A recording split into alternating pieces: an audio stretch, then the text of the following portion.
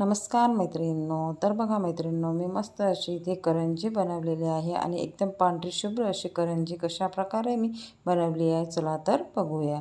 तर बघा मैत्रिणींनो, मी इथे 1 वाटी बघा इथे मैदा घेतलेला आहे. त्यानंतर अर्धी वाटी त्यामध्ये रवा घालून घेणार आहे. त्यानंतर बघा इथे मी चवीनुसार थोडं किंचितसं मीठ घालणार आहे आणि इथे बघा जे तेलाचं मोहन न घेता मी ते तुपाचं 2 चम्मच इथे गरम मोहन टाकून घेत आहे.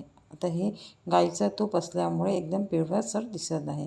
तर त्यानंतर बघा हे छान मिक्स करून घ्यायचं आहे आणि यामध्ये बघा मी इथे पाण्याचा वापर न करता इथे दुधाचा वापर करणार आहे, जेणेकरून आपले करंजी एकदम पांढरे शुभ्र होणार आहे आणि स्वादला पण छान लागणार आहे.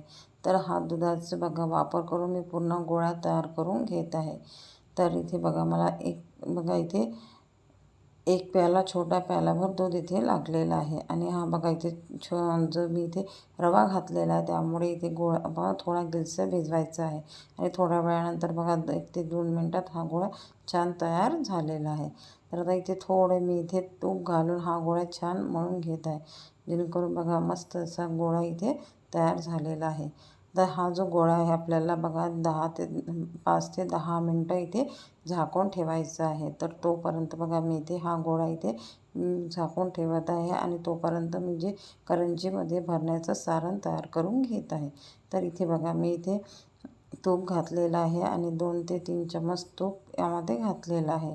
आता हे तूप छान गरम झाल्यानंतर बघा इथे यामध्ये मी 2 वाटी रवा घालून घेणार आहे. तर इथे बघा मला पिठी म्हणजे करंजीमध्ये भरण्यासाठी सारण तयार करायचं आहे. तर मी इथे रव्याचं आणि साखरचं इथे सारण बघा इथे जे सारण आहे ते तयार करून घेणार आहे. तर ते बघा इथे रवा मी इथे छान प्रकारे भाजून घेत आहे. एकदम आपल्याला असा एकदम थोडा छान असा 5 ते 6 मिनटं ब्राऊन थोडा कलर येईपर्यंत भाजून घ्यायचा, जेणेकरून तो आपला कच्चा राहणार नाही.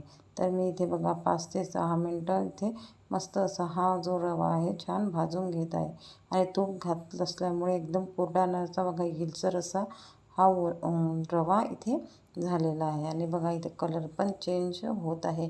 तर इथे आपल्याला 5 ते 6 मिनटं हा छान मिक्स होऊन छान प्रकारे बघा इथे ढळवत राहायचं आहे आणि इथे अजिबात खाली इथे भांड्याला लागू द्यायचा नाही. तर बघा मस्त असं बघा इथे कलर पण चेंज झालेला आहे आणि रवा पण छान भाजून झालेला आहे. तर आता मी गॅस बंद करून बघा हा थंड होऊ देत आहे. तोपर्यंत मी इथे पिठी साखर बारीक करून घेत आहे. तर मी इथे बघा 1.5 वाटी पिठी साखर घेतलेली आहे आणि यामध्ये बघा मी इथे 1 ते 2 विलायच्या घालून घेत आहे आणि त्यानंतर इथे थोडं ड्रायफ्रूट्स पण मी यामध्ये घालणार आहे. तर मी इथे 5-6 बदाम घेतलेले आहे आणि 5-6 काजूच्या बीसुद्धा घेतलेले आहे आणि हे छान बघा हे जे पावडर तयार करून घ्यायची आहे. तर बघा मस्त अशी पावडर इथे तयार झालेली आहे आणि एकदम बारीक अशी इथे पावडर तयार झालेली आहे. त्यानंतर मी रवासुद्धा बारीक करून घेणार आहे. तर रवा बघा इथे आपल्याला बारीक करून घ्यायचा आहे. तर इथे बघा असा मस्त असा रवासुद्धा बारीक झालेला आहे. तर बघा हा जो रवा आहे मी थोडा थंड होऊ दिलेला आहे, नंतर तो बारीक करून घेतलेला आहे, जेणेकरून आपला बघा रवा जाड असल्यामुळे तो एकदम जाड वाटायला नको, म्हणून मी इथे छान बघा तो बारीक करून घेतलेला आहे. आणि वरून बघा मी इथे आता हे मिक्स करण्याच्या आधी थोडं खोबरा किस यामध्ये घालून घेणार आहे आणि बघा हे छान मिक्स करून घ्यायचं आहे. आणि बघा इथे मी पिठी साखर पण बघा इथे 1.5 वाटी वापरलेली आहे, कारण की बघा जो रवा एकदम रवा लागायला नको, गोड अशी करंजी तयार व्हायला हवी, म्हणून मी इथे साखर बघा 1.5 वाटी घातलेली आहे. तुम्ही तुमच्या इच्छेप्रमाणे तुम्ही साखर घालू शकता. तुम्हाला जर फिक्की करंजी हवी असेल तर तुम्ही 1 वाटी घातली तरी चालणार आहे. तर इथे बघा इथे हा गोळा छान बघा मुरलेला आहे. आता इथे मी या गोळ्याला बघा थोडा मळून घेत आहे आणि इथे आपल्याला करंजीसाठी गोळे तयार करून घ्यायचे आहे. तर मी ते 4 ते 5 गोळे इथे तयार करून घेत आहे आणि इथे बघा या करंजीचा मी इथे साचा घेतलेला आहे. तर पटकन अशी करंजी तयार व्हायला हवी यासाठी मी साच्याचा वापर करणार आहे. तुम्ही हाताने सुद्धा बनवू शकता, पण इथे बघा हा जो साचा आहे तो लाकडी मी घेतलेला आहे. तर बघा मैत्रिणींनो 4 ते 5 गोळे तयार करून घ्यायचे आहे आणि इथे बघा मी या गोळ्याचे बघा इथे छान पोळी तयार करून घेणार आहे. जेवढे आपण पुरीला करतो तेवढ्याप्रमाणे आपल्याला तेवढ्या आकाराची बघा इथे पोळी तयार करून घ्यायची आहे आणि इथे बघा हे पूड तयार झाल्यानंतर आपल्याला साच्यामध्ये बघा इथे करंजी तयार करून घ्यायची आहे. तर एकदम पातळ अशी बघा इथे मी पाती आहे इथे लपवून घेतलेली आहे. आता इथे जो करंजीचा साचा आहे तो मी घेतलेला आहे आणि आपल्याला बघा या साईडने करंजी जास्त बघा ठेवायची आहे. आणि इथे बघा हे जे सारण आहे ते आपल्याला बरोबर मधोमध भरून घ्यायचं आहे. साईडला अजिबात सारण येऊ द्यायचं नाही आहे. हे छान प्रेस करून घ्यायचं आहे. त्यानंतर साईडला बघा एका साईडला जो गोल भाग असतो त्याला आपल्याला इथे पाणी लावून घ्यायचं आहे आणि छान प्रकारे हाताने दाबून घ्यायचं आहे. आणि बघा दाबल्यानंतर बघा ही छान प्रकारे करंजी आपली तयार झालेली आहे. आणि जे साईडचा भाग जे हे आहे कालिक आहे ते काढून घ्यायची आहे. तर बघा मस्त अशी बघा इथे जे करंजी इथे तयार झालेली आहे. आकार पण छान आलेला आहे. तर अशा प्रकारे 5 ते 6 करंज्या मी इथे तयार करून घेतलेल्या आहे.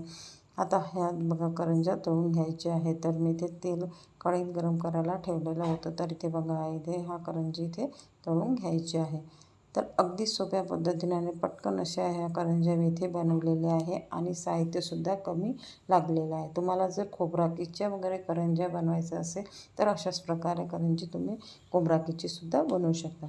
तर बघा मैत्रिणींनो आता ही जी करंजी बघा एकदम पांढरी शुभ्र झालेली आहे. तळल्यानंतरसुद्धा बघा याचा कलर चेंज झालेला नाही आहे. तर यासाठी मी इथे दुधाचा वापर केलेला आहे. तर बघा अगदी बघा इथे मस्त पांढरा शुभ्र असा कलर आलेला आहे आणि करंजीसुद्धा शिजल्या गेलेली आहे. तर बघा मैत्रिणींनो अशा प्रकारे मी इथे पूजेसाठी 5 ते 6 करंजी इथे तळून घेतलेल्या आहे. तर तुम्हाला ही जी करंजी तुम्हाला कशी वाटली कॉमेंट करून मला नक्की सांगा. माझ्या या व्हिडिओला लाईक करा, शेअर करा आणि माझा हा व्हिडिओ तुम्ही इथं तुमच्या मित्रमैत्रिणीसोबत किंवा नातेवाईकासोबत नक्की शेअर करा. व्हिडिओ आवडला असेल तर एक लाईक नक्की करा. तुम्ही कशाची करंजी करता तर कॉमेंट करून मला नक्की सांगाल. धन्यवाद.